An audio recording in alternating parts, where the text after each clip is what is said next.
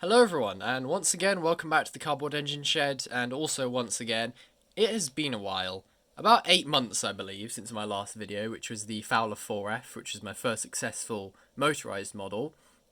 And, of course, I've still been making models, I just haven't been making videos of them, so, just like I said in the 4F video, I've got a backlog of models still to make videos on. But, this, as you can see here, a Maunsell U-Class, or U-Boat, or whatever you want to call it. This is one of the more recent evolutions of the 4F, as this is also a motorised model. One of my most successful so far.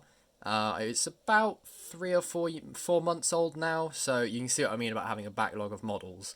I haven't made any videos in 8 months, so I need to catch up on things, but yeah, this is one of the locos that carried on from the 4F. And again, a lot of the techniques and methods used on this locomotive were also used on the 4F. So there's a lot of similar build, similar build techniques and things. And the electrical systems are extremely similar, except for the main sort of speed controller and reverser and everything. There's a slightly different circuit, but overall it's very similar in construction methods, but the difference is this loco is a lot more reliable. The transmission, which as you can see, as opposed to the band driven transmission on the 4F, this is geared. You can see it's geared straight down from the motor, which has caused a few problems in the past with the gears not meshing properly or the teeth shredding, but this loco's been relatively alright. The flanges have held up very well because, of course, like the 4F, they're made of plastic. They haven't worn out. They haven't been damaged. They're still perfectly fine after 3 to 4 months of running. And they've held up really well. Surprisingly, the loco doesn't derail that much. It sometimes gets caught out on points. It'll occasionally jump off on a set of points. But other than that, it's had no major derailments or faults. It's ran pretty consistently. And when I first built it, as you can see, it wasn't painted. But I literally built it, put it on the track, and it just ran. That's the best way I can describe it. It had no issues, no major faults. I built it, put it on the track, and it just, ran with no issues, which honestly was brilliant. And it's never had a major failure. The only issues it's had are me damaging stuff. Like, for example, I accidentally knocked the eccentric rod off, which is the rod you can see circled at the moment. I accidentally knocked it off, and the other one is I forgot to glue a gear onto the axle, and that it failed because of that. But that was kind of my fault because I forgot to attach it.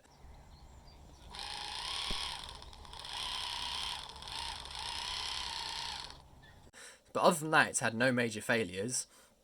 It did have one quite bad derailment where obviously I've built to go with it. I've built some, or I'm currently building, as I haven't actually finished them yet, some BR Mark Ones, which is again making rolling stock is a bit of a first for me. But they're very light. The U-boat can manage about 2 of them, I suppose, 2 or 3. And it was a very windy day when I was test running it, and I had the U-boat and a few coaches out. I was running it round. The loco stalled going up a gradient, and then a big gust of wind came and blew the coaches off. The loco was on the rails. The gust of wind blew the coaches off the raised track, and because of course the loco was coupled to them, the coaches just dragged it down onto the floor. So that wasn't the loco's fault, but it was, other than a bent stepladder, it was perfectly fine. So yeah, but it's 3 phases with sort of unpainted and on test. Then obviously, as you can see, I painted it black, just plain black, and now it's lined. This is its somewhat complete, I suppose, somewhat complete state. And as you can see, it's got smoke deflectors. The only issue is they aren't actually attached. I made the smoke deflectors, but I never actually attached them with anything, so they are sort of just loose on the loco. So I've been running it without smoke deflectors, and honestly, I don't mind how it looks. I quite like it, and I don't really have any intention to actually permanently fit the smoke deflectors anytime soon. But it's a nice little addition for when it's stationary. And of course, the interesting electrical feature that wasn't on the 4F is obviously the 4F had a motor in the loco, a speed controller in the loco, then all the batteries and stuff in the tender.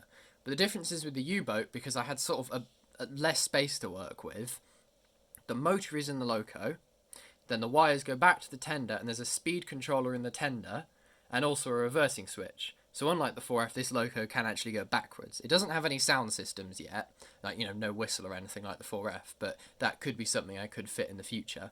So that's something that I could do, because there is definitely enough space in the tender, if I've done my measurements correctly, so that's always an option for the future.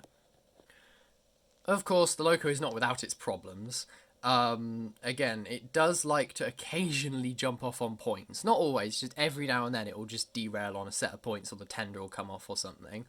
The other issue is there's not really enough clearance between the front bogie wheels, and the cylinder block. So sometimes when it's going around a tight corner, the bogie will rub against the cylinder block and the wheel will lock up, causing quite an unpleasant scraping noise, but it doesn't really damage the loco, it's just a bit annoying. So that's one of the faults, and it's, as you can see, it's not the most detailed thing. The detail is very basic. I didn't put much time into making the details. That is half deliberate. One, because I'm lazy. Two, because it's supposed to be a working model. It's not really supposed to be on display. I built it with the intention of running it and running it and running it. And if there's all these little details, they're just going to break off, and I'm going to end up snapping them off every 2 minutes. So it makes more sense to keep the detail level basic and focus on getting it running reliably, which I like to think I have, but it depends really, because sometimes it'll run nicely, other times it'll derail every 2 seconds. It's a bit fussy, but overall it's quite reliable, and I'm surprised it's worked so well. Like I said, it's never had a major mechanical failure. Like some of my previous motorized locos, they've had big failures where some kind of electronic thing is burnt out, or the transmission has completely shredded itself, or the flanges have torn themselves apart. But this loco's never had that. It's just sort of run quite happily for the last 4 months. So I'm very happy with it. I like looking at it. I enjoy running it. It's generally quite a fun loco. There's plenty of stuff that can be improved upon. Like on my next model, I now know certain things that I could change, certain things mechanically I could change. So I've learned a lot from this loco, and I've had a lot of fun running it. So that's a bonus. And obviously, it's got plenty of life left in it. So, plenty of future running, I hope, and taking it to the club track and taking it to events wherever possible. But it's good fun really so far. But yeah, that just about sums it up. Again, if you'd like any more sort of in-depth questions, then just feel free to ask me in the comments. Or if you just have any questions in general about models or trains or whatever, then just feel free to ask me in the comments. I do hope to be making more videos soon, but no promises.